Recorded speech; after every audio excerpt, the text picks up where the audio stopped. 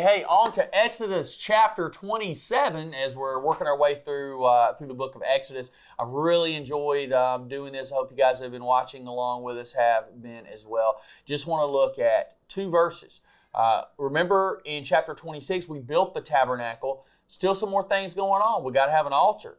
They're going to have like a fence pretty much around the tabernacle, which has some really interesting connotations and symbolism when comparing the Old Testament and New Testament. We're going to look at all of this over the next few days.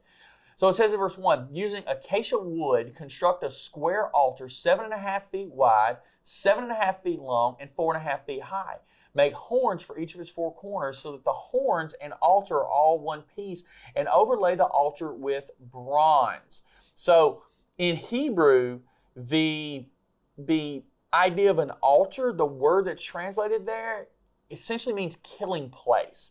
So it's a place of death. It's a place of sacrifice. It was a place for the atonement of sin. That's what all of these Old Testament blood sacrifices were.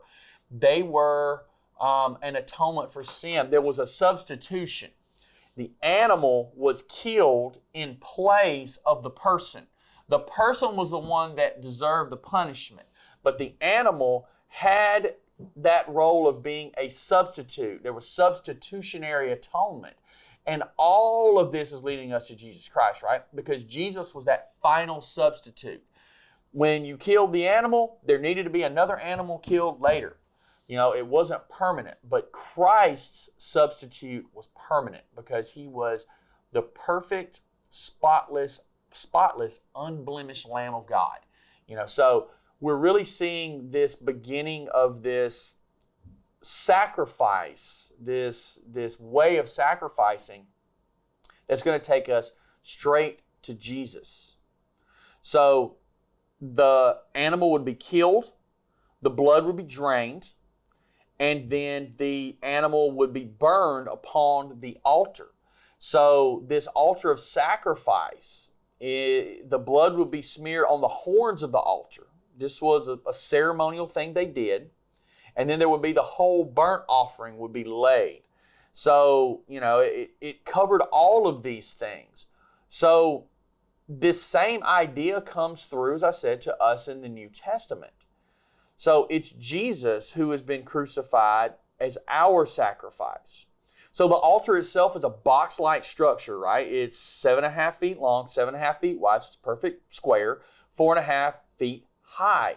And it was overlaid with bronze. And this was done so that the heat, right? It's wood. That's not going to stand up real well to the fire. I don't know about you, but that doesn't work. So they overlaid it with bronze so they could handle the high temperatures. So it's very functional in what they were trying to do with it. So these horns reached out in all directions. And horns were also seen as a display in this culture of strength and power. You think about, you know, the bull, the oxen with the horns. They were powerful animals. And so this played into it as well. And the horns were, as it talks about in Psalm 118, to bind the beasts unto, and they were to be slain in sacrifice. And so you have the box itself overlaid with gold. It's raised up 4.5 feet high, and we're even going to talk about a grate that they're going to put on it. But this was the centerpiece of the sacrificial life of Israel. And at this moment, this was it. This was the only place there was sacrifice done. So it's a very interesting piece here. And the altar itself would sit out in front of the tabernacle, just as it would sit out in front of Solomon's temple. And it would sit out in front of the temple in the time of Jesus. It would sit out in front of the temple that Ezra and Nehemiah would construct. So this altar will be a permanent fixture as a part of Israel's life all the way up to the destruction of the temple in 70 AD. You guys have a great day.